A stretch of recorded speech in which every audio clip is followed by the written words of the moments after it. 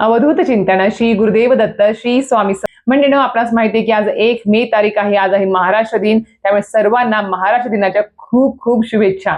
तर मंडळींनो, आता लवकरच आता मे महिन्यात सुरू झालाच आहे, पण आता लवकरच येत्या 17 मे पासून ते 15 जून पर्यंत आपल्या अधिक महिन्याला सुरुवात होती आहे, ज्याला धोंड्याचा महिना, सोबत त्याला मलमासारंभ किंवा पुरुषोत्तम मास देखील म्हणतात.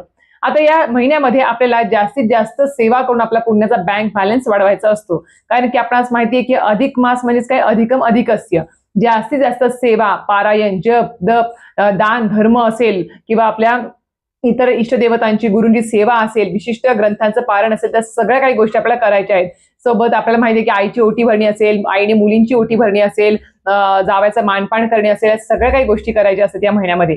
आता 33 महिन्यानंतर येणारा हा जो महिना असतो अधिक महिना, तो खूप जास्त पवित्र महिना आहे. कारण की या महिन्यातला प्रत्येक दिवस खूप महत्वाचा आहे. आणि आपणास माहिती आहे की अधिक महिन्यामध्ये आपण प्रत्येक दिवशी श्रीहरी विष्णूंची आपण जास्तीत जास्त सेवा करायला पाहिजे.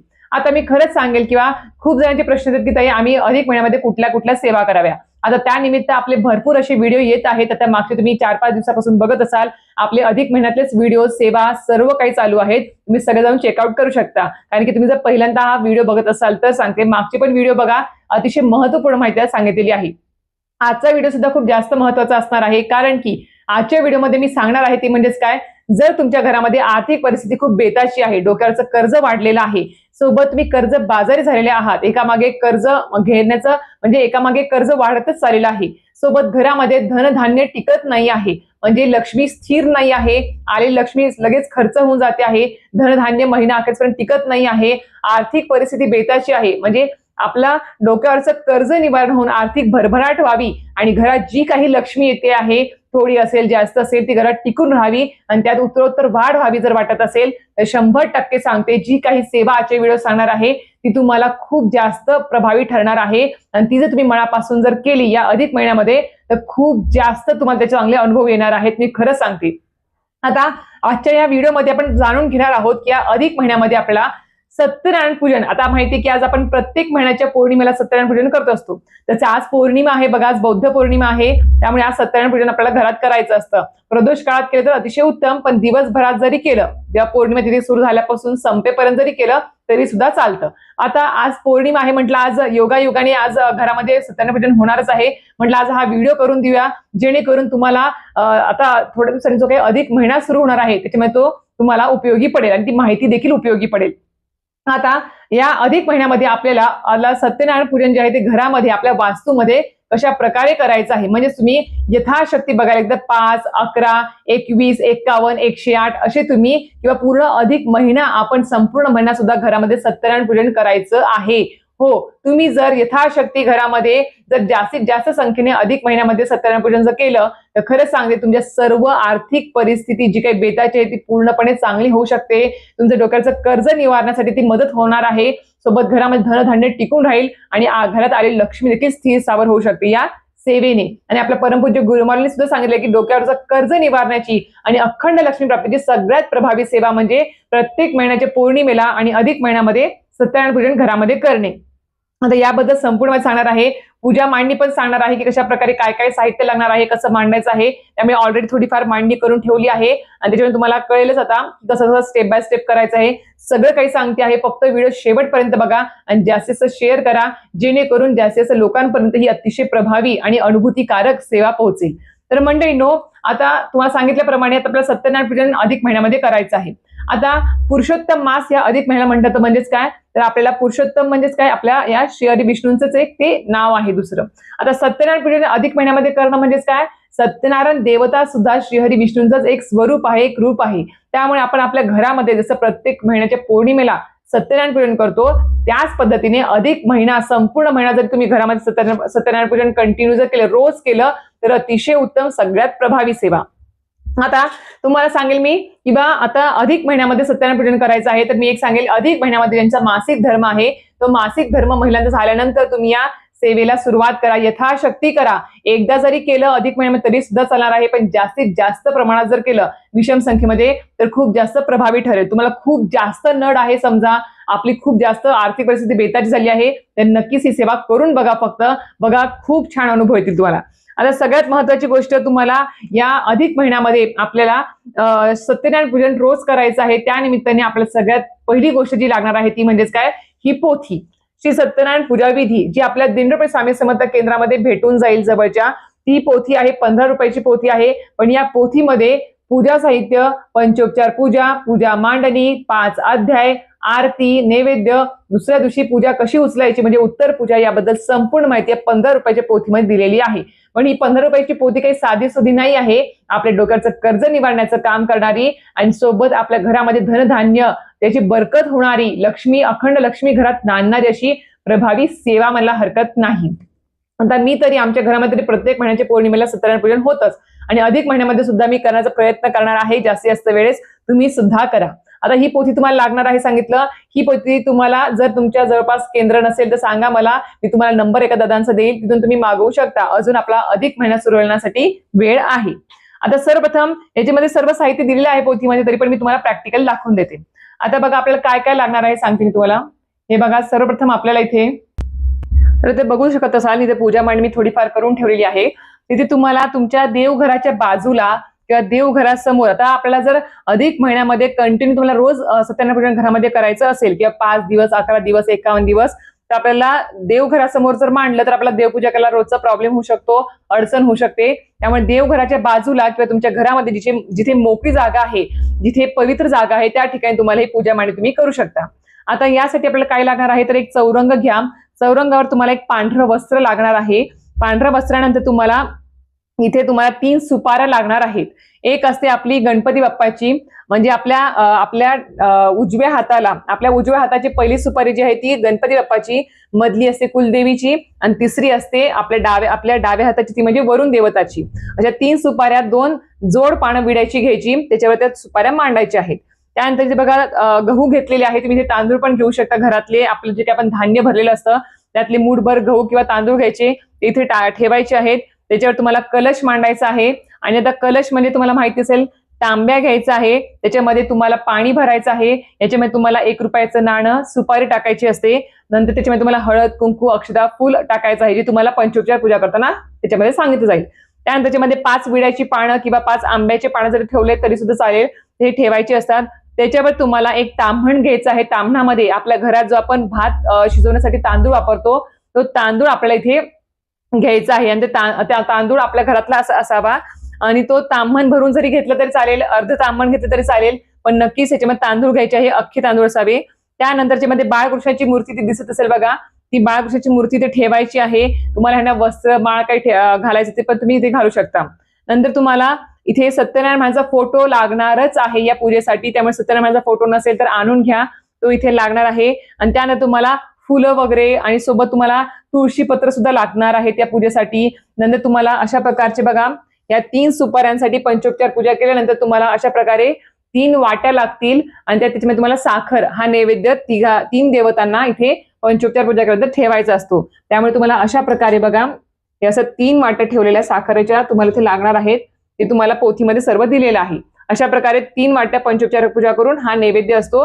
याच्यावर आपल्याला प्रत्येकी तुळशीचं पान ठेवायचं असतं, ते सगळं पोथीत दिलेलं आहे. त्याच्यामुळे तुम्हाला इथे तुळशी पत्र देखील लागणार आहेत भरपूर प्रमाणात. ते पण तुम्हाला आधीच ऑलरेडी तुम्ही बाजारातून आणून घ्या किंवा घरातल्या पुरुष मंडळीकडून तुम्ही ते तोडून घेतले तरी सुद्धा चालेल. अशा प्रकारे तुम्हाला इथं दिवा सुद्धा प्रज्वलित करायचा आहे पूजा आपण करण्याच्या अगोदर.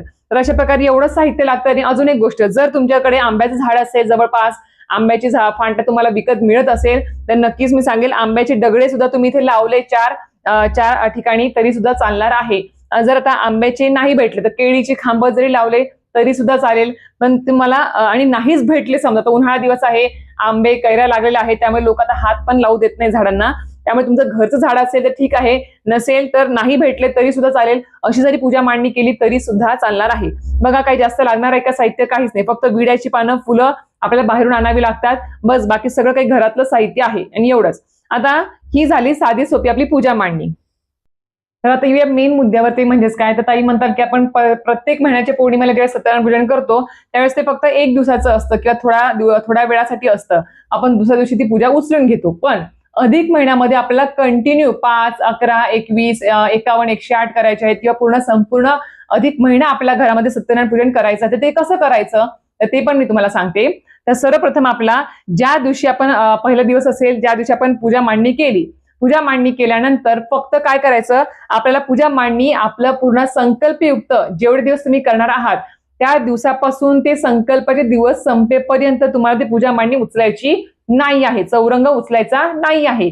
फक्त काय करायचं आपल्याला, इथे फक्त तुमची जी काही फुलं आहेत ती रोज फुलं बदलायची आहेत. तुम्हाला शिळी फुलं ठेवायची नाही, फुलं बदलायची आहेत. सोबत तुम्हाला विड्याचं पान, समजा सुपारीच्या खालचं विड्याचं पान जे आहे ते समजा आता वाळलं आहे, 2-3 दिवस ते राहील, मग नंतर जर वाळलं, उन्हाळा दिवस आहे वाळलं, तर तुम्ही सुपारी उचलायची, 2 जोड पानं ते काढायचे वाळलेले, परत दुसरे नवीन पाने हिरवे तुम्ही ठेवू शकता, ते पण करू शकता. नंतर इथं तुम्ही फुलं जी वाळली ती फुलं काढून घ्यायची, रोज ताजी फुलं अर्पण करायची आहेत.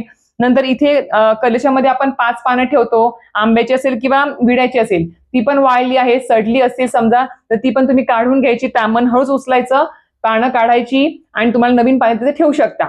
सोबत तुम्ही पाणी कमी झालंय आपलं तांब्यातलं समजा, तर तुम्ही काय करायचं, तांबण उचलून इथे बाजूला ठेवायचं, त्यातलं पाणी तुम्ही बदलू शकता, पाणी काढून टाकायचं आणि परत दुसरं पाणी भरून तुम्ही इथे ठेवू शकता, ते पण करायचं आहे आपल्याला, ते बदलू शकता तुम्ही. असं नाही की पूजा मांडली म्हणजे आपण तसं शिळं वगैरे सगळं काही तसंच ठेवायचं पारूस, तसं नाही. सगळं जे काही वाळलेलं आहे, जे काही खराब झालं ते सगळं काही तुम्ही बदलू शकता त्या संकल्पयुक्त त्या दिवसांमध्ये. सोबत आपल्याला आता रोज फोटो देखील पुसायचा. एकदा अष्टगंध लावला समजा आपण पहिल्या दिवशी, तर तो पुसायचा आहे रोज. तुम्हाला रोज पंचोपचार पूजा जे आपण पहिल्या दिवशी जे या पोथीमध्ये दिलेलं आहे, सांगितलं त्या पद्धतीने आपण पंचोपचार पूजा करणार आहोत, नैवेद्य दाखवणार आहोत, सोबत 5 अध्याय वाचणार आहोत, आरती करणार आहोत. ते सगळं काही रोज करायचं आहे. असं नाही की फक्त अध्याय वाचायचे आणि आरती करायचं, असं नाही.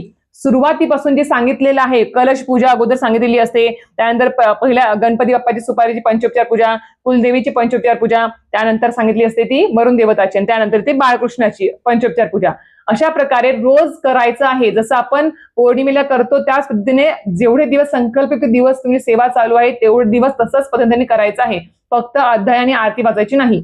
अजून एक गोष्ट, साखर आता राहू शकते जास्त दिवस, त्याला काही होणार नाही. खडीसाखर पण राहू शकते, ते पण काही होणार नाही. आता ह्या पौर्णिमेच्या पूजेला आपण जे काही घरामध्ये सत्यनारायण पूजन करतो त्यासाठी आपल्याला बाळकृष्णाच्या मूर्तीला किंवा सत्यनारायण देवताला वाटीभर शिरा रोज करायचा असतो. आणि आपण ज्यावेळेस पौर्णिमेला पण बघा, प्रत्येक महिन्याच्या पौर्णिमेला आपण सत्यनारायण पूजेला वाटीभर शिरा हा करतच असतो. त्याच पद्धतीने घरामध्ये जेवढे मेंबर्स आहेत तेवढ्या जणांचा वाटीभर शिरा आपल्याला नैवेद्य दाखवायचा आहे. आणि अधिक महिन्यामध्ये तुम्ही जेवढ्या दिवस तुम्ही पूजा करणार आहेत किंवा पूजा मांडणी घरात ठेवणार आहेत तेवढे दिवस मला रोज ताजा शिऱ्याचा नैवेद्य करायचा आहे. साखर, खडीसाखर रोज ती ठेवली तरी चालेल, काही हरकत नाही. आणि जर समजा थोड्या दिवसांनी तुला वाटलं की बदलावं साखर आणि खडीसाखर, ते पण तुम्ही बदलू शकता. आणि साखर तुम्ही तुमच्या रोजच्या ह्याच्यामध्ये तुम्ही वापरू शकता, कशामध्ये पण, ते पण चालेल, काही हरकत नाही. पण शिऱ्याचा नैवेद्य रोज तुम्हाला नवीनच बनवायचा आहे, तो रोज दाखवायचा आहे आणि प्रसाद म्हणून खायचा आहे आपल्याला. आता ही रोज पूजा उचलायची नाहीये, तुम्हाला एवढं कळालं असेल. आता फक्त पारोशी फुलं जी काही आहेत, शिळी फुलं ती उचलायची रोजच्या रोज. पानं खराब झाली, पाणी संपलं असेल तांब्यातलं ते बदलायचं आहे, तांब्यातलं पाणी कमी झालं ते बदलू शकता तुम्ही. आणि रोज आपली शास्त्रोक्त पद्धतीने जी पोथी दिलेली आहे, सुरुवातीपासून पंचोपचार पूजा असेल ते सगळं, नैवेद्य वगैरे, तुळशीपत्र अर्पण करणे, ते सगळं काही तुम्हाला रोज करायचं आहे. हे झालं. आता ही पूजा कधी उचलायची असेल आपल्याला सगळी, तर ज्या दिवशी तुमचा संकल्पयुक्त सेवा असेल तर संकल्पयुक्त सेवा ज्या दिवशी सुरू झाली तेव्हापासून ती पूजा तशी ठेवायची. आणि ज्या दिवशी तुमचा दिवस म्हणजे जेवढ्या दिवसाचं, आता समजा 5 दिवसांची आहे तर 5व्या दिवशी तुम्ही ती पूजा सगळं काही त्या दिवशी करायचं. आणि 6व्या दिवशी तुम्ही ती पूजा उत्तर पूजा करून ती उत्तर पूजेचा मंत्र बोलायचा आणि 6व्या दिवशी तुम्ही ती उचलू शकता. समजा आता तुमची 11 दिवसांची संकल्पयुक्त ही सेवा असेल समजा, तर तुम्ही 11 दिवसापर्यंत ही पूजा घरात ठेवायची आहे. चौरंग उचलायचा नाही, काही नाही. 12व्या दिवशी सकाळी तुम्ही उत्तर पूजेचा मंत्र बोलायचा आणि आपण ती पूजा उचलू शकतो. तर अशा प्रकारे तुम्हाला कळालं असेल की पूजा कधी उचलायची आहे तोपर्यंत. आणि अधिक महिन्यामध्ये एकदा जरी, आता अधिक महिन्यामध्ये पौर्णिमा सुद्धा येणार आहे बघा आता आपली, त्या दिवशी जरी तुम्ही पूजा मांडणी 1 दिवस जरी केली तरी सुद्धा चालेल, काही हरकत नाही. आता पौर्णिमेची ज्यावेळेस पूजा असते, आता पौर्णिमेच्या दिवशी आपण ज्यावेळेस सत्यनारायण पूजन घरामध्ये करतो त्यावेळेस आपण प्रदोष काळात करत असतो, म्हणजे संध्याकाळी 4:30 ते 7-7:30 पर्यंत करत असतो आपण. तो खूप उत्तम वेळ मानला गेला आहे आपण ह्या पूजा मांडणीसाठी. जर तुम्हाला ज्या दिवशी तुम्ही अधिक महिन्यामध्ये ही पूजा तुम्ही करणार आहात संकल्पयुक्त, घरामध्ये पूजा मांडणी ठेवणार आहात, तर त्यावेळेस तुम्ही जर समजा दिवसभरामध्ये कधीही वाचलं तरी सुद्धा चालेल, पूजा केली तरी सुद्धा चालेल, काही हरकत नाही. जर तुम्हाला शक्य असेल अधिक महिन्यामध्ये जेवढे दिवस तुमची पूजा आहे घरामध्ये तेवढे दिवस प्रदोष काळात जर केली तर अतिशय उत्तम. पण प्रदोष काळात नाही जमत आहे तर तुम्ही दिवसभरात कधीही पूजा केली, सगळं काही केलं, पंचोपचार पूजा वगैरे, नैवेद्य, आरती सगळं काही केलं तरी सुद्धा चालणार आहे. पण ह्याचे नियम आपल्याला एकच सांगेल की जेवढे दिवस संकल्पयुक्त सेवा घरात चालू आहे सत्यनारायण पूजन, तेवढे दिवस घरामध्ये मांसाहार करायचा नाही, शिजवायचा नाही, काहीच नाही, परान्न खायचं नाही. सोबत आपल्याला संकल्पयुक्त सेवा असेल तर आपल्याला ब्रह्मचर्याचं देखील पालन करावं लागणार आहे. म्हणून सांगते आहे. आता अधिक महिना म्हटलं तर आपण भरपूर जण असे जण आहेत की अधिक महिन्यामध्ये नॉनव्हेज खातच नाही, वर्ज्य करतात. तर अतिशय पवित्र असा महिना आहे, या महिन्यामध्ये खरंच खूप जण पाळतात. म्हणून तुम्हाला घरामध्ये ह्या सेवा असेल, पूजा मांडणी असेल, या जास्त प्रभावी आहे, तर नक्कीच तुम्ही त्या करू शकणार आहात. म्हणून सांगते की नक्कीच करा. खरंच सांगते, डोक्याला कर्ज निवारण्याची आणि आर्थिक प्रगती असेल किंवा अखंड लक्ष्मी घरात टिकणे असेल, धनधान्यामध्ये बरकत होणे असेल किंवा घरात जी काही लक्ष्मी येते आहे ती घरात स्थिर स्थावर होऊन त्यामध्ये उत्तरोत्तर वाढ होणे असेल, यासाठी ही जी सेवा आहे सत्यनारायण पूजन ती खूप जास्त प्रभावी आहे. म्हणून सांगते आहे. आणि त्यातल्या हा पुरुषोत्तम मास आहे आणि आपण श्री विष्णूंची सेवा करणार आहोत ही, म्हणून सांगते आहे. आणि आपणास माहितीये की लक्ष्मी त्याच घरामध्ये स्थिर स्थावर होते किंवा प्रसन्न होते त्या व्यक्तींवर ज्या घरामध्ये श्री विष्णूंची जास्तीत जास्त सेवा, मंत्र, स्तोत्र, स्तुती केली जाते, त्याच घरामध्ये माता लक्ष्मी ही स्थिर स्थावर होत असते. म्हणून अशा प्रकारे तुम्हाला ही पूजा मांडणी करायची आहे. सगळ्या काही गोष्टी सांगितलेल्या आहेत बघा तुम्हाला की पूजा कधी उचलायची आहे, रोजच्या रोज काय गोष्टी बदलायच्या आहेत. आणि हो, रांगोळी काढली असेल तर रांगोळी रोजच्या रोज तुम्ही झाडून घ्या, नवीन रांगोळी काढा, ते पण चालेल, काही हरकत नाही. फक्त काही वस्तू जर खराब झाल्या, अखंड दिवा जर तुम्हाला तेवढे दिवस लावायचं असेल, संकल्पित सेवा जेवढे दिवस आहे तेवढे दिवस तुम्हाला अखंड दिवा लावायचा, तुम्ही अखंड दिवा लावू शकता.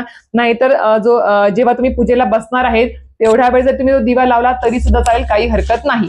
पण नक्कीच करून बघा, अनुभूतीकारक ही सेवा आहे. खूप जण करतात. आता येणारा श्रावण महिन्यामध्ये पण बघा, जून महिन्यामध्ये ज्यावेळेस श्रावण महिना चालू होईल त्यावेळेस पण खूप जण अशा विषम संख्येमध्ये म्हणजे खूप वेळेस आपल्या घरामध्ये सत्यनारायण पूजन करत असतात. म्हणून सांगते की जर महिन्यातून एकदा आपण हे पूजन घरामध्ये जर केलं तर आपल्याला खूप जास्त त्याचे अनुभव येतात. तर विचार करा, अधिक महिन्यामध्ये तुम्ही जर जास्तीत जास्त प्रमाणात जर हे पूजन घरामध्ये केलं तर विचार करा किती छान असे अनुभव तुम्हाला येऊ शकतात. अशा प्रकारे तुम्हाला आजचा व्हिडिओ माहिती आवडली तर नक्कीच व्हिडिओ लाईक आणि सबस्क्राईब करायला विसरू नका. आणि हो, जर काही प्रश्न असतील तर नक्कीच कमेंट बॉक्समध्ये विचारा, 100% मी त्याचा उत्तर द्यायचा प्रयत्न करेल. अशा प्रकारे व्हिडिओ थांबवते. व्हिडिओ आवडला असेल तर नक्कीच शेअर करा. जास्तीत जास्त. श्री स्वामी समर्थ.